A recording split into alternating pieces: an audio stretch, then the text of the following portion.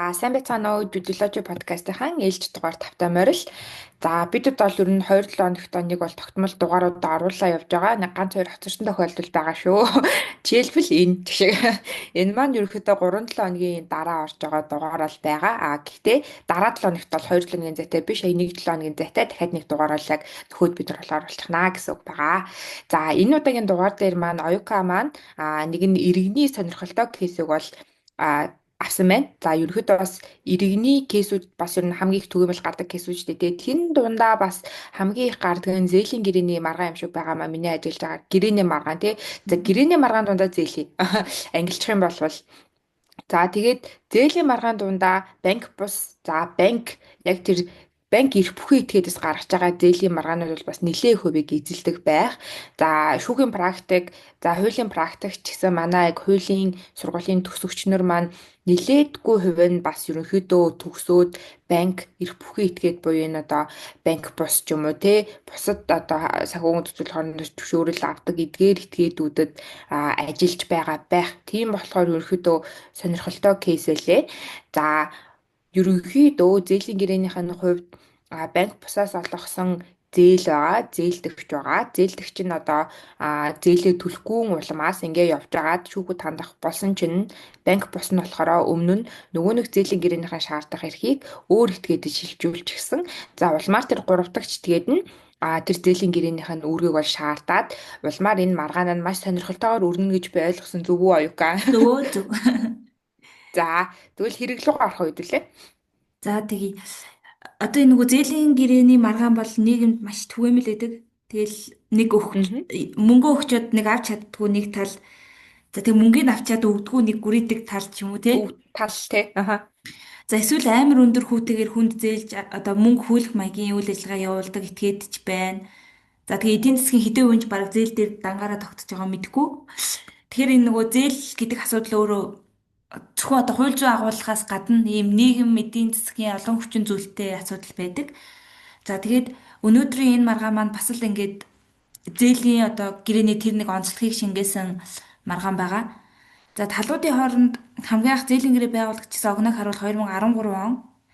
За тэгээд энэ маргаан маань хамгийн сүүлийн байдлаар 2024 он шийдвэрлэгдсэн 6 сард. Тэгэхээр ингээд 11 жил болсон байгаа байхгүй юу? Тэгэхээр нөгөө зээлийн маргаан одоо дунджаар хэдэн жил үргэлжилдэг вэ гээл тэр нь одоо үнийн дүн олон хүчин зүйлээс шалтгааллах боловч ингээд 10 Энэ бол жил баг үргэлжилдэг жишээ байдаг. энэ жишээлбэл бас нэлээд урттай орох хаа тийм энэ зээлийн маргаан бол гэтэ бас сонирхолтой юм одоо зээлийн маргаан гэд бодонгууд яг би бас компанид ажиллагийн хувьд ингээд бодонгууд эргээд нэг талдаа ингээд нэг санхүүгийн байгууллага хагаад штэ тий зээл болоод зээлийн хүүгээсээ одоо орлогоо олоод тэргүүрээ ингээд явдаг санхүүгийн байгууллага нөгөө талдаа зээлдэгч бас нэг үйл ажиллагаа эрхэлдэг ч юм уу компани эсвэл хөвгөн бол байж байх тохиолдлууд байна гэхдээ нөгөө зээлээд байгаа санхүүгийн байгууллагын талаас үзэхэд ингээд маргаад амар олон жилийн явах тэр маргасан дүнгээсээ олж болох байсан одоо хүүгийн орлого ч юм уу те айгүйх тийм санхүүгийн хувьд алдагдсан боломж энэ төр бол гарч ирдэг юм шиг надад бол санагдсан. 10 хэдэн жил явсан маргаан дээр л бас л те өндөр дүнтэй юмнууд бол яригдах байлгүй те. Тий. Тэгээд одоо ер нь зээлийн маргаан бас их айгүй олон талтай тийм хэцүү юм байл л да. Одоо марлаг хэлж байгаа зээлсэн газрууд бол ингээд мөнгө авах хэл одоо айгүй хууль зүйн олон механизмыг ашиглаж байгаа. Тэнгүүд нөгөө тал бас ингээд мөнгийг нөхгүй байх ашиглаж болох айгүй олон тийм бас механизмуд байгаа байхгүй юу? Аха. Адаглаа шүүх хурал дээр шүүх хурлыг бол хичнээн янзаар хойшлуулж байна тийм. Шийдвэр гүйцэтгэл Бараг дээр тэр ч хугацаанд гэтээ жишээлбэл хүүн мөн зогсчихсан гэсэн үг шүү дээ. Шүүхэд хандсанаар хүүн зогсчихж байгаа юм чинь хойшлуулах хэдийн хугацаа байна тэр хэмжээнд бол тэр хүү жишээлбэл зогсчихж байгаа байхгүй юу тий? гэхдээ ББСП-нүүд лав нөгөө хүүгээ нэмэгдүүлээд ээж болдго юм билэ? Шаардлага нэмэгдүүлээд Тий, шүүхэд дандаа хандсан л яг байгаа. хэмжлэлийн шаардлага нэмэгдүүлээд л байдаг юм шиг байгаа юм харин одоо Тий. энэ дуракаас мөнгө авнаа гэхлээ тий. Харин тий. За өнөөдрийн маргаан дээр одоо авч чадах нүггүй юу гэд ер нь их сонирхолтой маргаан. Тэгээд өнөөдрийн маргааныг зөвхөн одоо шүүхийн шийдвэрт дурдсан нөхцөл байдлаар хязгаарлахгүйгээр зас таамаглал дэвшүүлж үзье гэж бодсон. Тэгвэл шүүхийн шийдвэр нь бас нэлээд тийм цөм гэх юм уу зарим мэдээлэл нь байгаа зарим нь байхгүй. Тэгэхээр яагаад тийм юм болоо гэдгийг бас ярилцах орон зай биднэрт байгаа мэн гэж утсан. Гэхдээ тэр нь одоо бодит нөхцөл байдгийг бид нэг мэдэхгүй байгаа учраас таамаглалт гаргаж болох байх. За юу ч гэсэн одоо маргаандаа орцгоё. За энэ маргаан маань бол 2013 онд ингээд талуу зээлийн гэрээ байгуулад за юу болдог вэ гэхэлэр зээлдэгч маань бол нэг хувь хүн болон компани гэдэг ийм хоёр зээлдэгч байгаа. За хувь хүн нь бол энэ компанийхаа захирал шүүхийн шийдвэрт байгаа үйл баримтаас харуул энэ уул уурхайн компани байгаа юм. За тэгээд энэ уул уурхайн компани маань нэгэн К гэдэг ихний үсгийг хэлчихье. К гэдэг банк бус санхүүгийн байгууллагатай 2013 оны 4 сарын 3-нд зээлийн гэрээ байгуулсан. За тэгээд зээлийн гэрээндээ 2 удаа нэмэлт өөрчлөлт оруулсан. За тэгээд 2 удаагийн нэмэлт өөрчлөлтийн дараагаар зээлийн гэрээний хугацаа нийт хэд вэ гэхлээр нийт 24 сарын хугацаатайгаар за 2013 оны байдлаар 164 сая 300 мянган төгрөгийг сарын 4.5% хүүтэйгээр зээлсэн. За энэ 164 сая бол одоо ингээд энэ үнэлгээ нь бага сонсогдож магадгүй. Гэхдээ 2013 онд бол энэ бас нэлээд өндөр үнэлгээтэй байсан баг. За тэгээ сарын 4.5% хүү гэдэг нь өөрөө тооцоод үзвэл жилийн 54% хүүтэй гэхээр амар өндөр хүүтэй зээл байгаа.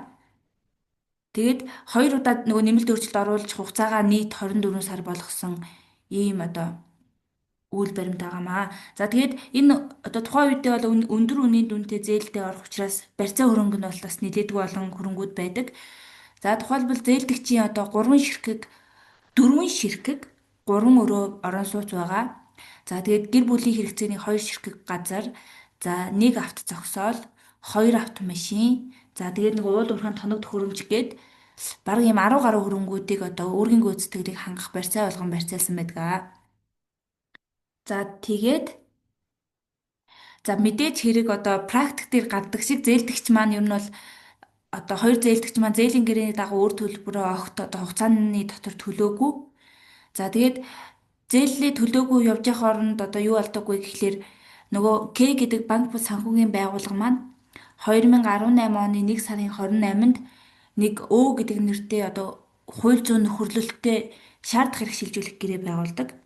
За энэ шаардах хэрэг шилжүүлэх гэрээ нь ямар гэрээ вэ гэхлээр К гэдэг банк бус санхүүгийн байгууллага маань нөгөө зээлдэгч одоо зээлдэгчтэй байгуулсан зээлийн гэрээ за тэгээд үүргийн гүйцэтгэлийг хангуулах барьцааны эрхээ энэ өмгөөллийн хууль зүйн нөхөрлөл шилжүүлж байгаа. Тэгэхээр өмгөөллийн хууль зүйн нөхөрлөл маань одоо К гэдэг компани энэ харилцаанаас гараад өмгөөллийн хууль зүйн нөхөрлөл маань зээлдэгч нараас одоо зээлийн нийт үнийн дүн тэгээ барьцаа хөрөнгөөр үүргийн гүйцэтгэлийг хангуулах гэдэг шаардах эрхийг эзэмших хэрэгтэй болчихж байгаа гэсэн үг. За ийм эрхтэй болсон учраас одоо энэ өмгөөллийн нөхөрлөл маань тэр шаардах хэрэг шилжүүлэх гэрээ байгуулсан 2018 оны 1 сарын 28-ны өдрийн байдлаар зээлдэгчийн одоо үндсэн төлбөр болох 164 сая 300 мянган төгрөг. За тэгээд энэ 18 оны 1 сар хүртэл хуримтлагдсан хүүн 170 сая төгрөг, 595 мянга. За тэгээд нийлбэр дүн нь бол 334 сая 895 мянган төгрөгний ийм зээлийн төлбөрийг нэхэд шүүхэд хандсан байдгаа. За энэ 2019 онд ингээд шүүхэд энэ өмгөөллийн нөхөрлөл маань хандж байгаа. За тэгээд анхан шатны шүүхийн шийдвэр бол 2019 оны 4-р сард, за давзаалдах шатны шүүхийн шийдвэр 2019 оны 6 сард, за усын дэд шүүхийн шийдвэр 2020 оны 10 сард гарч исэн. За тэгээ энэ маргааны хувьд онцлог нь гэвэл 5 шүүхийн шийдвэртэй. За яагаад 5 байна гэхлээр одоо энэ маргааныхаа процессор явгууд ингээ 3 шүүхийн шийдвэр гараад ирж байгаа юм. Анхан давах хяналт гээд. За тэгээ яагаад 5 болчихвоо гэхлээр дээд шүүх буцаасан. За тэгээ буцсан шийдвэр нь дахиад анхан давгаар яваад ингээд нийт 5 шийдвэртэй. За тэгээд давзаалдах шатны одоо хамгийн эцсийн 5 дугаар шийдвэр нь бол 2024 оны 6 сарын 7-ны өдөр гараад ингээд ер нь бол 11 жил үргэлжилсэн зээлийн харилцаа маргаан байгаамаа. За одоо та бүхэндээ яг хамгийн анхны одоо анхан шатны шүүхтэр 2019 онд нэхэмлэгч болон хариуцагч нар ямар тайлбар хэлж одоо маргадаг талаар танилцуулъя. За зээлдэгч нөгөө өмгөөллийн нөхөрлөл бол ерөнхийдөө зээлийн үнийн дүн одоо тэр хуримтлагдсан хүүгээ авъя нийт 334 сая төгрөг авъя гэдэг байдлаар тайлбар гаргаж байгаа. За хариуцагч буюу зээлдэгч маань шүүхэд юу гэж тайлбарладаг вэ гэхэлэр ерөнхийдөө бол 2019 оноос хойш Монгол улсад одоо ийм улс төрийн нөхцөл байдал за төрийн байгууллагын шийдвэр их өөрчлөгдөөд одоо манай уул уурхайн компани нөхцөл байдал сөргөөр нөлөөлөөд тэгээ бид нэр нь бол зээлийг төлж чадгаа байсан гэж хэлдэг. За тэгээд яг анхан шатны шүүхтэр тэгээ нэг онцлог нь юу вэ гэхэлэр тэр өмгөөллийн нөхөрлөл маань одоо хэмжээний шаардлага гаргахтаа бас энэ зээлдэгчийн 2 хүүхдийн хамт хариуцагчаар татсан байдгийг. Тэгэд 2 хүүхэд нь бол зээлийн гэрээ байгуулахад огт оролцоогүй. Тэгээд хариуцагчийн тайлбар нь бол ерөнхийдөө мөнгөний төлөхгүй мөлгүй гэдэг агуулга ерөөс анхаачны шүүхийн шийдвэрээр гардаггүй. Хариуцагчийн хариу тайлбар нь бол энэ хамааралгүй хоёр хүүхдэд маань холбогдох хэсгийг хэрэгсэхгүй болгож өгөөч гэсэн байдлаар тайлбар нь гарч идэг байгаа. За тэгээ анхаачны шүүхийн шийдвэр бол нэхэмжлийн шаардлагыг бүхэлд нь хангаж шийдвэрлсэн. За ингэхдээ иргэний хуулийн одоо шаардах хэрэг шилжүүлэх. За тэгээд хамгийн анх энэ чинь зээл авсан этгээд нь болохоор банк бус санхүүгийн байгууллага байгаа. За тэгээд банк бус санхүүгийн байгууллага одоо энэ мөнгөн зээлийн үйл ажиллагаа эрхлэх этгээдийн зээлийн харилцааг бол иргэний хуулийн тусгай ангийн одоо тусгаалсан зохицуултуудаар зохицуулдаг 451-ээс ахгуулаад холбогдох зохицуултууд байдаг. За анхаачны шүүх маргааныг шийдвэрлэхдээ тэр одоо зээл олох мэргэжлийн этгээдтэй холбоотой иргэний хуулийн холбогдох зохицуултыг хэрэгэлсэн байдаг. За зарим зохицуултыг нь та бүхэндээ товчхон танилцуулаад өгье. За шаардлагыг шилжүүлэхтэй холбоотой ямар зохицуулт байгаа вэ гэхлээр за шаардах эрхийг шинэ үүрэг гүйцэтгүүлэгчид шилжүүлснээр түүнтэй холбоотой бусад эрх болон түүнийг хангах арга нэгэн зэрэг шилжинэ гэж байгаа. Тэгэхээр ерөнхийдөө одоо зээлийн гэрээний шаардах эрхээ шилжүүлсэн тохиолдолд түүнтэй холбоотой бусад эрх хангах арга гэдэг нь нөгөө барьцаа хөрөнгөөр үүргийн гүйцэтгэлийг хангуулах гэдэг арга маань ингээд нэгэн зэрэг шилжиж явж байгаа гэсэн агуулга байгаа. За тэгээд 451-р зүйл дээр бол банк зээлийн үйл ажиллагаа эрхлэх эрх бүхий этгээдээс одоо мөнгө зээлэгтэй холбоотой зохицуултууд байдаг. За жишээлбэл хүүтэй болон хүүгүй байж болно. За хүүнээс гадна нэмэгдүүлсэн хүүг тохирч болно гэх мэтчлэн. За тэгээд зээлийн хугацаанд нь төлөөгүй бол одоо хэтэрсэн хугацааны хүү гэрийн заасан нэмэгдүүлсэн хүүг төлөх үүрэгтэй гэх мэтчлэн одоо ийм эрх үүрэг материаллык шаардах эрх агуулсан зохицуултуудыг ишилж анхаачны шүүх шийдвэрээ гаргасан байдаг. За давзаалдах шатны шүүх болохоор анхаачны шүүхийн шийдвэрт одоо ганц нэг зохицуултын өөрчлөлт оруулдгийг. За тэр нь болохоор одоо барьцаа хөрөнгөтэй холбоотой зохицуултыг нэмдэг. Тухайлбал иргэний хуулийн 158-ны 1 дээр шаардах хэрэг үүссэн буюу өөрийн гүйцэтгэлийг хангах хугацаа өнгөрсөн тохиолдолд барьцааны зүйлийг худалдах бусад хэлбэрээр борлуулах замаар барьцаалагчийн шаардлагыг хангана гэв.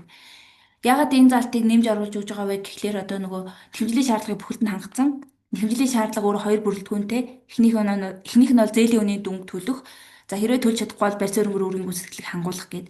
Тэгэхээр нөгөө энэтэй холбоотой иргэний хуулийн холбогдох зохицуултыг энэ шийдвэрт бүрэн тусгах замаар одоо ийм хууль хэрэглээний багахан өөрчлөлт оруулад бусдаар бол анхаачны шүүхийн шийдлийг хэвээрүүлдээсэн байгаа. За хяналтын шатны шүүхтэр бол одоо хариуцагч тал хяналтын журмаар гомдол гаргана. Яагаад гэвэл нөгөө бүх мөнгөө төлөх үүрэг хүлээсэн байгаа учраас хяналтын журмаар гомдол гаргадаг. За ингэхдээ хяналтын шатны шүүхүүд одоо хэд хэдэн үндслийг тайлбарладаг байгаа. За нэгдүгээрт доод шатны анхан болон давзаалдах шатны шүүхүүд бол энэ иргэний хуулийн 451, 52, 53 гэх мэтчлэн банк зээлийн үйл ажиллагаа эрхлэх эрх бүхий этгээдээс одоо зээл олгохтой холбоотой зохицуултыг гишилсэн байна. За энэ бол одоо нөгөө хууль заасан тусгай зөвшөөрлийн үндсэн дээр эрхэлдэг үйл ажиллагаа бүхий субъектэд хамааралтай зохицуулалт. За тэгээд одоо хамгийн анх зээл олгосон тэр К гэдэг ББСБ маань бол ийм зохицуулалттай хуулийн этгээд татлаа. Одоо өмгөөллийн нөхөрлөлд өөрийнхөө одоо зээлийн гэрээний шаардах хэргийг шилжүүлсэн байгаа. Тэгэхээр энэ иргэний хуулийн одоо иргэний хуулийн 123-ын 2-т заасан хууль гэрээ буюу үүргийн мөн чанарт харьцаж байгаа бол нөгөө шаардах хэрэг шилжүүлэхгүй гэдэг агуулга байдаг.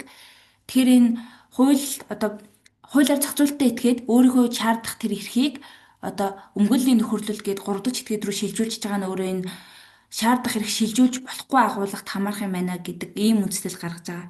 Тэгэхээр анхнаасаа ийм шаардах хэрэг шилжүүлж авсан одоо тэр шаардах хэрэг шилжүүлэх гэрээ маань өөрөө хууль бусаа гэдэг ийм үндслэлд байгаа. За хоёрдугаарх нь болохоор иргэний хуулийн 123-ийн 8-д за шаардах хэргийг шилжүүлж авахдаа тэр хилцлийг анх хийсэн хэлбэрээр шилжүүлж авна гэдэг агуулга байгаа.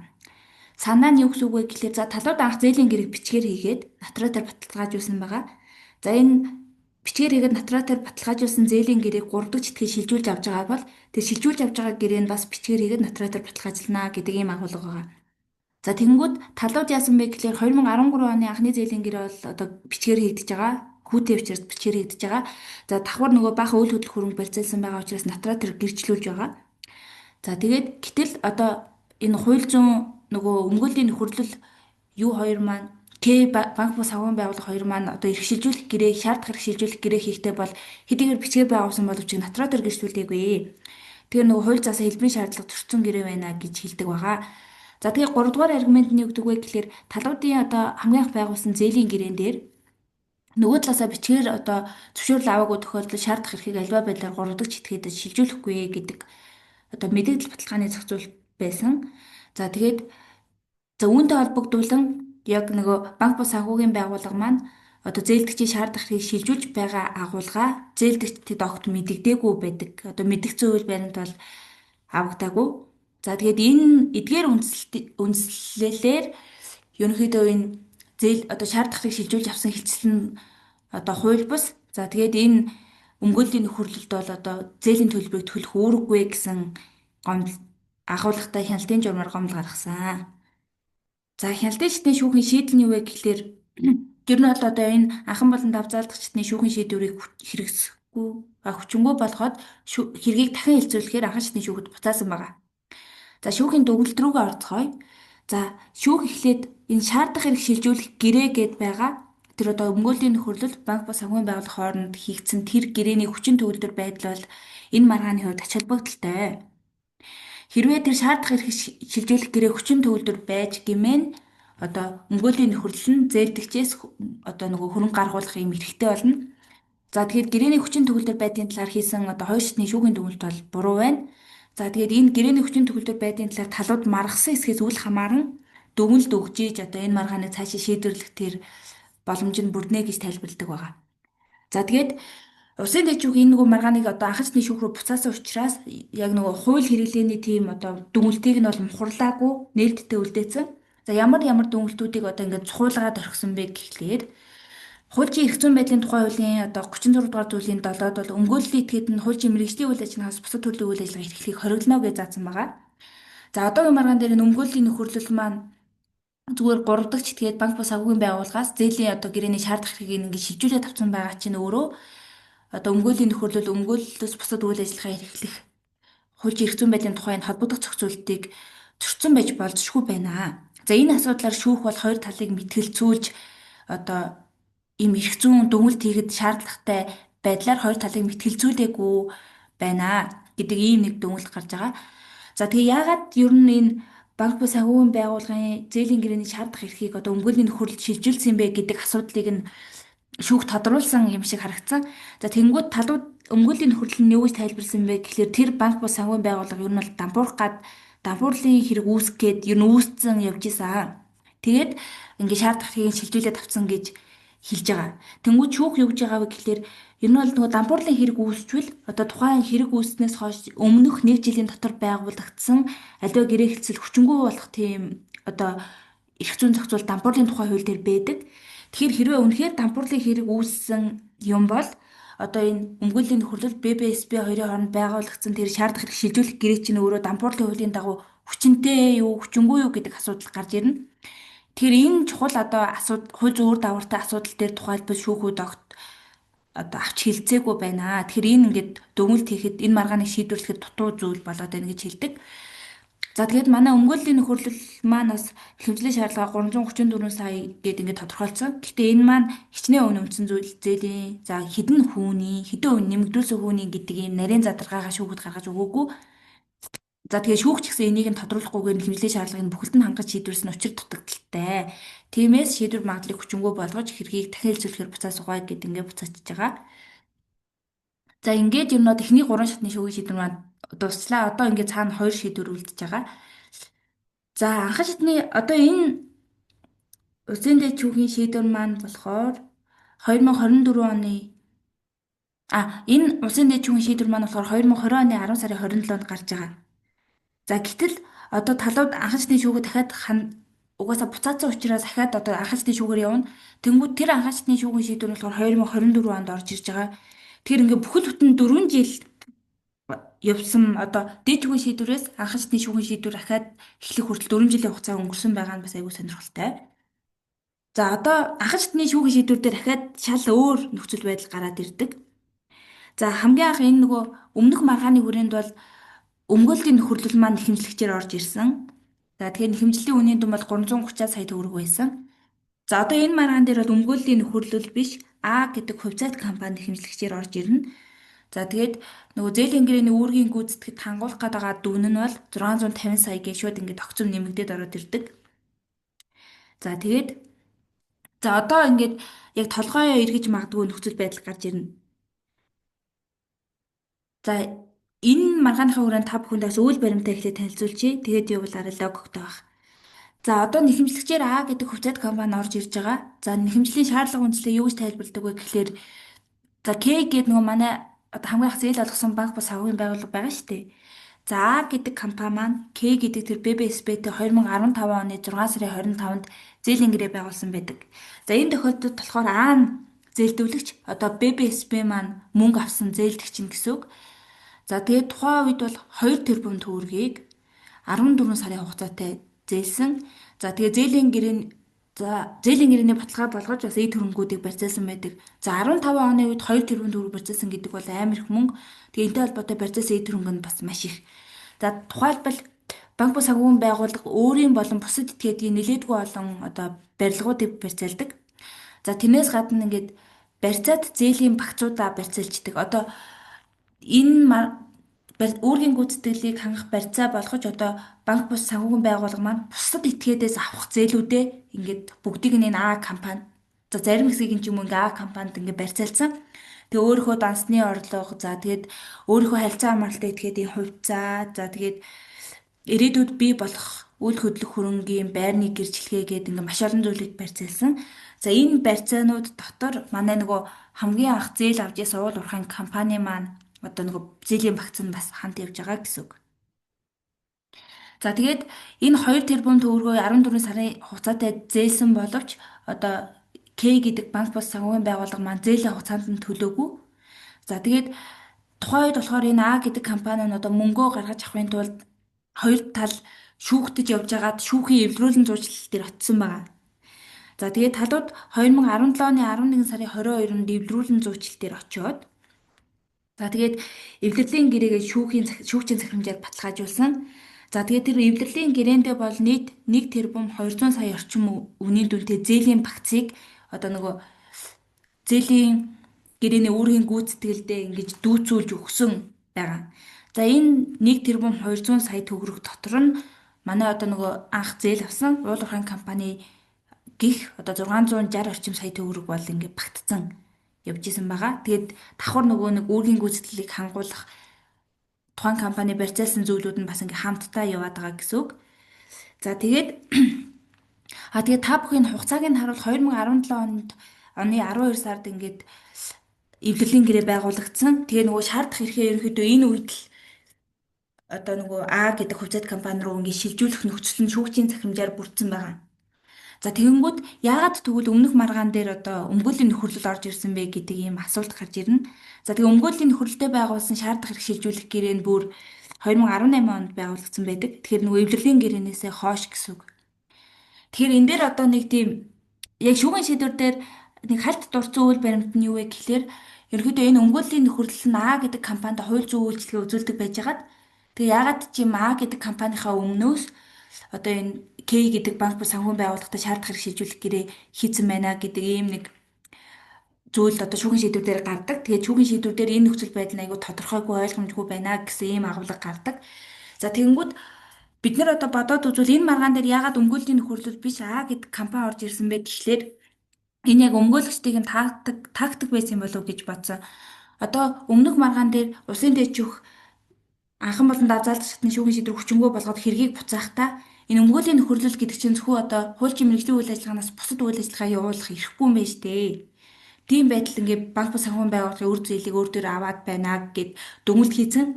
Тэгэнгүүт одоо өмгөөлөгчдийн тактик хэрвээ өмгөөллийн хуулийн фирмээрээ ингээд өргөжлүүдэд авах юм бол угаасаа шаардах хэрэг шилжүүлж авах эрхгүй этгээд байсан байна гэдгээр хүчингү очих эрсдэлтэй юм байна.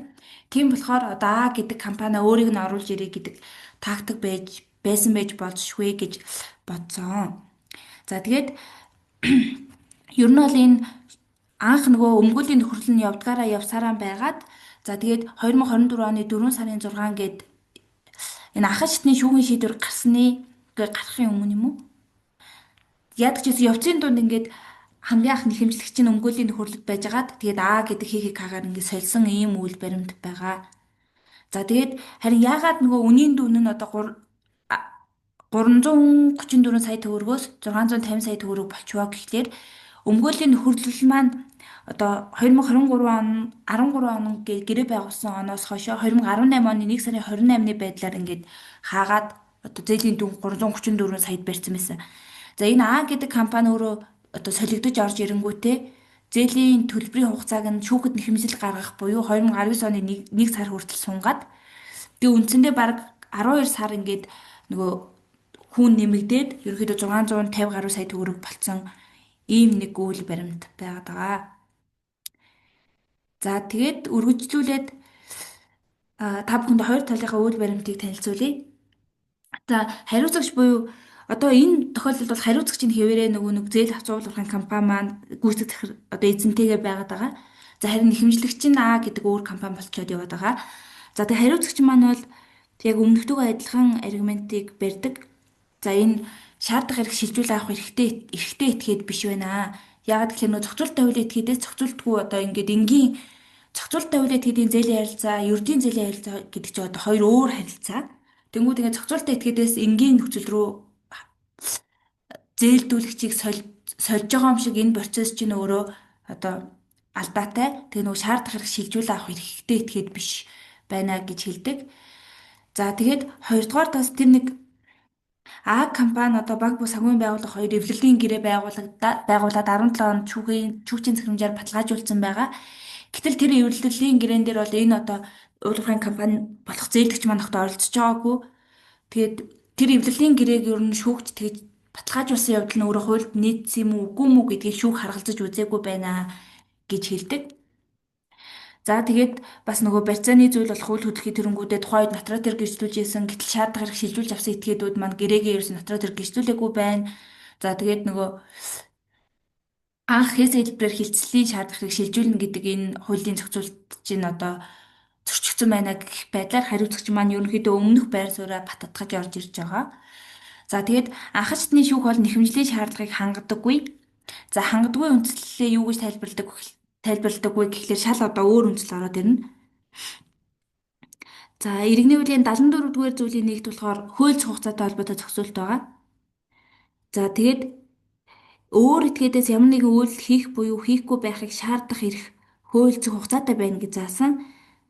Тэгэхээр нөгөө нэг хийх болон хийхгүй байхыг шаардах эрх гэдэг маань одоо зээлийн төлбөрийг төлөө гэдэг нэг шаардах эрх байна гэсэн үг. Тэгэхээр ийм төрлийн шаардах эрх бол хууль хугацаатай байна. За тэгээд 75-ын 2-ын 1-т болохоор гэрээний үүрэгтэй холбоотой шаардлага гаргах хууль хугацаа 3 жил байна гэд хэлсэн байгаа. За тэгэхээр зээлийн гэрээний үүрэгтэй холбоотой шаардах эрхийн одоо хууль хугацаа нь бол 3 жил байсан юм байна. За тэгвэл тэр шаардах эрхийг хизээнээс хийж тоолох вэ гэдэг одоо асуулт гарч ирнэ. Тэнгүүд анхаачны шүүх болохоор 2017 оны 12 дугаар сарын 19-нд А болон банк бус сангүйн байгууллага хоёр одоо шаардах эвлэлийн гэрээгээ шүүгчийн захирамжаар баталгаажуулсан.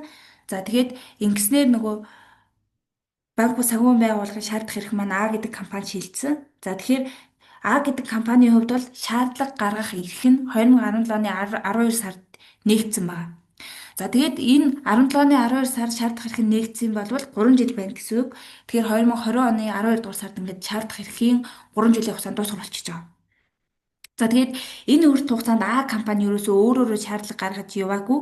Нөгөө өнгөлийн нөхөрлөл бол гаргаа яваад исэн. Гэхдээ тэр чинь А компани биш гэж үзэнгүүтээ А компанийн шаардлага гаргах хууль хугацаа дууссан байна гэж шүүх үзээд хэмжлийн шаардлагыг хэрэгсэхгүй болгочихдгоо. За тэгэхэд энэ нэхэмжлийн хүрээнд бас нөгөө хариуцагч маань сөрөг нэхэмжлийн шаардлага гаргацсан байсан.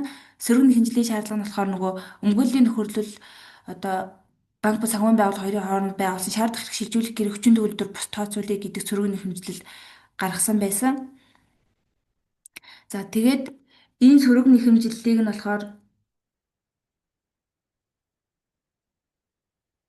нөгөө нэг шүүх одоо эвлэлийн гэрээг шүүгчийн захирамжаар баталгаажуулсантай холбоотойгоор ийм шаардах хэрэг шийдвэрлэх гэрээгээд ингээд хөврөөд явцсан болохоор ер нь бол шүүгчийн захирамжаар баталгаажсан байна гэж үзээд энэ шаардлагыг ахичтны шүүх хэрэгсгүй болгочдөг.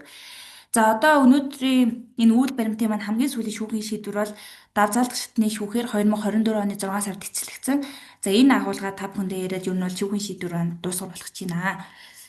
За тэгээд нэхэмжлийн шаардлагыг бүхэлд нь хэрэгсгүй болгочихж байгаа учраас нэхэмжлэгчид маань давзаалт журмаар гомдол гаргаж байгаа. За тэгээд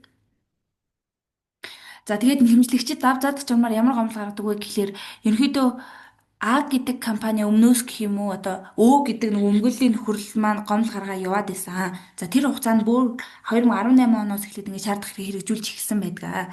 Тийм болохоор энэ хөөцөх хугацаа одоо дуусгар болсон гэдэг нь үндэслэлгүй. Харин ч Ö компани одоо зээлдэгчийн эсрэг тэр гомдол гаргаж эхэлснээрээ хөөцөх хугацаа тасалдсан байна гэж хэлдэг. За тэгээд гэтэл шүүх зүгээр А гэдэг компани өөрөөрөө гомдол гаргаагүй гэдэг үндслээр хууль зүйн хугацаа дууссан байна гэж байгаа нь өөрөө үндэслэлгүй. Хуулийг буруу тайлбарлаж хэрэгжилж байна гэж хэлдэг. За тэгээд шүүх болохоор нөгөө анхаш одоо зөвхөн гомдлын үндслээр хязгаарлагдахгүйгээр хэргийг бүхэлд нь хянаж үзээд давзаалгах журмаар гаргасан гомдлыг хангахгүй орхиод анхачны шүүхийн шийдвэрт хууль хэрэглээний өөрчлөлт оруулдаг байгаа. За тэгээд давзаалагчны шүүхийн одоо үндсэн аргумент нь юу вэ гэхлээр ерөнхийдөө А гэдэг компанид бол одоо уул уурхайн компаниас нөгөө зээлийн төлбөрийг шаардах эрх үүсээгүй байна гэж үздэг. За яагаад гэвэл А компани нь өөрөө тэр зээлийн шаардлагыг шилжүүлж авчаад зээлдэгч нарт ерөөсөө мэдгцэн үйл баримт байхгүй. За тэгээд зээлдэгч нарт мэдэгдээгүй учраас ер нь өөрт нь шаардах эрх үүсээгүй байна гэж үзээд тэгээд одоо зээлийн төлбөрийг гаргуулах шаардах эрх үүсээгүй юм чинь барьцаа хөрөнгийн үүргийн гүйцэтгэлийг хангуулах гэдэг нь дагалдах шаардах эрх нь одоо нэхэмжлэгчэд үүсэхгүй гэж ингэж үздэг байгаа. За тэгээд үүгээр бол ер нь үндсэн гэд шийдэл нь дуусгуулж байгаа. За тэгээд нэгэнт угаасаа шаардах хэрэг үүсээгүй учраас тэр хөөөлцөх хугацааны талаар дүгнэлтөх шаардлагагүй гэж үзээд ерөнхийдөө шүүхийн шийдвэр маань дуусгаруулж байгаа. За тэгээд энэ маргааны хүрээнд нөгөө хийх дүгнэлт нь юу вэ гэхлээр бас ингээд банк бус санхүүгийн байгууллагаас энгийн этгээдэд шаардах эрхийг шилжүүлж болох уу үгүй юу гэдэг хариултад бас 100% асуултад 100% хариулт аваагүй юм шиг санагдсан. Зүгээр шаардах эрхийг шилжүүлж авснаа мэдэгдээгүй болохоор шаардах хэрэггүй болчихж байгаа болохоос биш банк бус санхүүгийн байгууллага шилжүүлж авсан болохоор шаардах хэрэггүй гэж дүгнээгүй. Тэгэхээр нөгөө шүүхийн шийдвэрийн агуулга нь одоо тэгж гараагүй. Тэгээд яг одоо асуудлынхаа мөн чанарыг харуул хоёр талын хувьд ингээд асуудал нь шийдэгдээгүй хэвээр үлдсэн. Тэгэхээр одоо А компани шаардах хэрэггүй байсан юм бол банк бус санхүүгийн байгууллага буцаад энэ нөгөө 600 хэдэн сая төгрөгөө шаардах юм уу яах юм уу гэд энэ маргаан чинь ер нь бол 11 жил болцсон одоо хүртэл тэгээ 11 жилээс цаашаа бас хэдэн жил явахаар ингэж харагдаж байгаа. За марлаад энэ маргаантай холбоотой асуулт байгаа юу? Аа ер нь л яг нөгөө банк улс санхүүгийн байгууллага чинь одоо үндсэн үйл ажиллагааны зээл олох үйл ажиллагаа байгаа даа шүү дээ тий. Тэрнээс гадна нөгөө банк улс санхүүгийн үйл ажиллагааны тухай хуулиараа бол одоо зөвхөн одоо зээл олох үйл ажиллагаанаас гадна нэг 8-9 дахиад өөр үйл ажиллагаанууд одоо эрхэлж болдог санхүүгийн судалгааны зөвшөөрөл аваад жишээлбэл зээл байна, факторинг үйлчлэгээ, төлбөрийн баталгаа гаргах, төлбөр тооцооны хэрэгсэл гаргах одоо гадаад валютаар арилж байд юм уу. Эднээс болохоор одоо энэ маргаантай энэ шаардах эрх шилжүүлж байгаатай холбоотой хэрэглэгдэж болох юмны факторингийн үйлчилгээ юм шиг надад сая сонсож байгаа санагдлаа л та. Факторингийн үйлчилгээ гэж юу хэлээд байгаа гэх юм бол одоо яг энэ шаардах эрх шилжүүлэх харилцааг банк бусын хувьд одоо санхүүгийн зохицуулахаар зохицуулж байгаа тэр үйлчилгээг хэлдэг байхгүй юу. Хууль дээр бол факторингийн үйлчлэгийг тайлбарлахдаа зээлжүүлэгч буюу үүрэг гүйцэтгүүлэгчээс мөнгөн төлбөрийн үүргийг одоо энэ гэрээнийх нь үүргийг шаардах эрхээ 3 этгээдэд бүхэлд нь худалдах буюу одоо ингэ шилжүүлээд энэхүү эрхийг хүлээн авагч нь эрхээ хэрэгжүүлэх болон үүсэх үр дагаврыг бүрэн хариуцах үйл ажиллагааг хэлнэ гэдэг одоо ийм юу байдаг байхгүй юу. Тэгэхээр хэрвээ одоо энэ байгууллагад байгаа гэрээний шиг одоо энэ анх зээл олгосон банк бусдын хувьд энэ нөгөө бусдад одоо энэ зээлийн гэрээний үүргийг буюу тэр зээлийн гэрээгээр шаардах мөнгөө шаардах эрхээ бусад этгээдэд одоо энэ удаад шилжүүлсэн шиг байнга шилжүүлэх болвол тэр этгээд жишээлбэл өөрөө факторингийн үйлчлэгээний тусгай зөвшөөрөлтөө бас байх ёстой тийм агуулга бол эндээс харагдаж байгаа юм шиг надад санагдлаа. Шилжүүлж авал яг бол одоо ББСП зүгээр энгийн хүмүүсийн зүгээр тэгж төсөөлвөл одоо ингээд ер нь л яг шилжүүлж авах юм бол одоо энэ нэг удаагийн юу байх юм бол надад болох юм шиг санагдаад байгаа хгүй. Миний хувьд ч тий. Гэтэ миний бодлоор энэ бол зөвхөн нэг удаагийн харилцаа байсан. Гэтээ олон удаагийн үйлдэлээр энийг одоо ингээд байнга давтамжтай тий яг баг ингээд үндсэн үйл ажиллагааны хэлбэр болгоод гээл зээл олгочвол буцаагаал тэрийг өөр нэг ихэд зараад байдаг гэх юм бол бас аваад байдаг гэх юм бол тэгээд тэр олон зээлийн гэрээний шаардах гэдэг чинь зээлийн төлбөр төлөвлөхийг шаардах тийм олон хэмжээний байх юм бол нөгөө одоо зээл худалдаж аваад байгаа этгээд ч гэсэн магадгүй банк бусын тусгай зөвшөөрөл эсвэл факторингийн дахиад тусгай зөвшөөрөл байхаг бол миний болоор зохицуулагч байгууллагаас шаардах байх. Одоо санхүү үндэслэх орноос гэсэн үг шүү дээ тий. Аха. Харин нэг удаагийн байх юм бол энийг би одоо жишээлбэл яг юм байнгын шинжтэй үйл ажиллагаа гэд үздэггүй байх гэж бол бодож байна. Энэ тохиолдолд жишээлбэл тэр хуулийн хурал нь хуулийн перин байгаа шүү дээ тий. Мгм. Зөвхөн анх удаа л одоо анх удаа ч юм гэхдээ зүгээр ганц удаа л энэ банк бусаас ийм зээлийн шаардлагыг шилжүүлж аваад явж исэн болвол бас заавал нэг юм тусгай шүүрэл хэрэгтэй энэ гэрээнд хүчин төгөлдөр бус эсэх дээр бол энэ тусгай шүүрэлтэй холбоотойгоор л асуудал үүсгэхдээ би бол үгүй байх гэж бодож байна. Ягаад тэгэхээр эн чинь нэг удаагийн гэрээний харилцаа шүү дээ. Түүнээс Аха. болоод энэ байнга эрхлээд хэрэглэх юм болвол энэ зохицуулалтын этгээд рүү орох эсэх асуудал бол хөндөгдөх байх Аха. Зүг зүг. гэж би сая юу нь бодлоо. Аха. Марлагаас харт асуугаад одоо чи ингээ саяны юуны одоо өмгөөлөгч нь гэж бодъё. Тэр яадаг чийсэн тэр мөнгийг чи тэр зээлдэгчээс авч өгөх хэрэгтэй. Одоо тэр зээлдэгчээс авч чадсангүй шүү дээ. Тэр чи ямар шийдэл Мм. гаргах байсан бэ? Би бол одоо бэбэ Одоо тэгэл спэгэрээ баг буцаад шаардлагыг шилжүүлэх гэрээг өвчмгөө болгож аваад буцаад тэргээр нь өөр өөр нь ихүүлээл гэдэг бодол гарч идэл төрлөө. Одоо тэгэл яг нэг тэр шаардлагыг шилжүүлж байгаа гэрээн шүүхээс хүчин бус хөдөлсөн бол энтэй холбоотой үйл баримтыг тогтоосон гээд ийм шүүхэн шийдвэр бол ингээ хүчин төгөлдөр болчихж штэ тий. Мм. Тэгэд эргээд тэр шаардлагыг шилжүүлж авсан нөхөрлөл дахиад шаардахад бол дараагийн шатны шүүхэн холбоотой шүүхэн шийдвэр байгаа учраас одоо нэг хэмжлийг бүр хүлээж авахгүй байх нөхцөл байдал үүсэх юм шиг Тэг нөгөө санагдлаа. бэбэ Тийм болохоор спэгэрээ өөр өөр угаасаа нь яавал тэнгууд бас тийм хууль тийм болохоор цугцаа энэ дууссан зээл юм шиг тий. харин тэгэхээр одоо зээл олгосон этгээд нь тэгээл өөрөө л дахиад хандаж үзэх хэрэгтэй байх та. Гэхдээ нөгөө талаас тоглоомчгүй энэ маргаан нь өөрөө үүсээд олон жил явцсан болохоор тэр нөгөө шүүхэд хандсан өдрөөс билүү нөхөө зух хугацаанд тасалдах масалдах нөхцөл байдал байгаад идэг штэ тий. Аха. Тэр мэрийг сайн судалж байгаад одоо бас сайн санахгүй байна л да тасалддаг санагдаад ах юм шүүхэд мөхөд хандчихаар зогсч билүү. Тэр хэсэг мэсгээс судалж агаад ерөнхийдөө дахиад яг зээл олгосон этгээд нөөрэө хандаж үзвэл зохистой юм болов уу? Одоо арай л шанстай юм болов уу гэх юм уу? Аха. Тэгвэл бол одоо нэгэн тал угаасаа шаардаж ирэх шилжүүлж авсан нөхөрлөл нь шаардах ирэх яах хэрэггүй байна. Энэ гэрээ хүчин төгөлдөр биш юм байна гэдэгт байгаа болохоор дахиад тэднийд бол шансгүй л болчихлоо та тий. Аха. Зүг зүг. За за. За Тий ингээ энэ манай сонсогч нар манаас юу гэж бодоод үзэхгүй тий. тий яг нэг хоёр Тэрнээс талд нь гадна одоо хувь энэ зүйн төрлийн зөвлөгөө өгч ийн гэд. Аха.